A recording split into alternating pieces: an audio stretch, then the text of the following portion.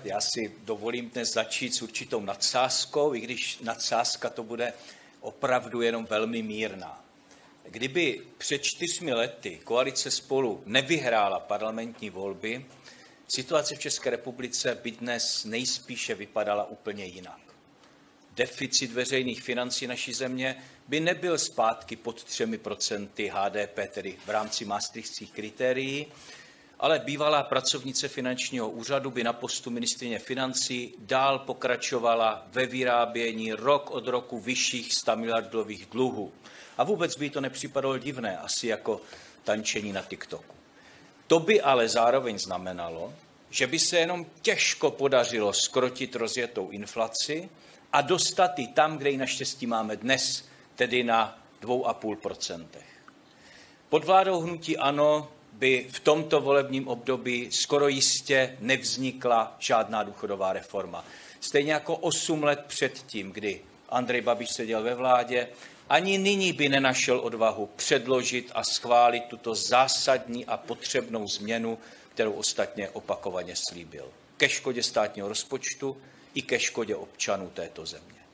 Za to je vysoce pravděpodobné, že by si naši občané i firmy v posledních 3 letech užili dost problémů s dodávkami plynu, zejména pak v zimě, a s dodávkami ropy samozřejmě také. Byla to totiž právě koalice Spolu, která nezaváhala a ukončila historickou závislost naší země na surovinách z Ruska a zajistila jich dostatek z ostatních evropských zemí. Vládě tvořené současnou opozicí by ale tato geopolitická závislost na Rusku ani možná nevadila.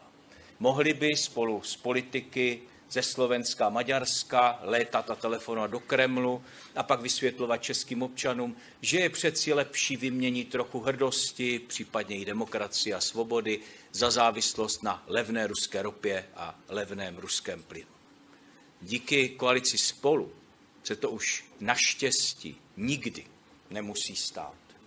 Ostatně mnoho věcí by v posledních 4 letech bylo bez koalice Spolu jinak. Namísto historicky nejrozsáhlejší výstavby silnic a dálnic, nových silnic a dálnic, která právě probíhá v celé naší zemi, by se slibovaly nové a nové stadiony pro naše olympioniky, které by ale fakticky nikdo nestavěl. Namísto podpory strategických oborů budoucnosti, jako je výroba čipů nebo jaderná energetika, by česká ministerstva nejspíš vymýšlela ještě sofistikovanější dotace na linky na toustový chléb.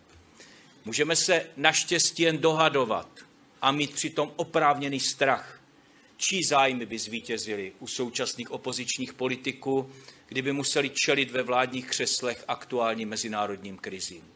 Ruské agresi na Ukrajinu, odklonu USA od Evropy, potřebě budovat silnou armádu. Ta představa, že ve vládě nyní sedí hnutí ANO, třeba z SPD či komunisty, ta je opravdu mrazivá.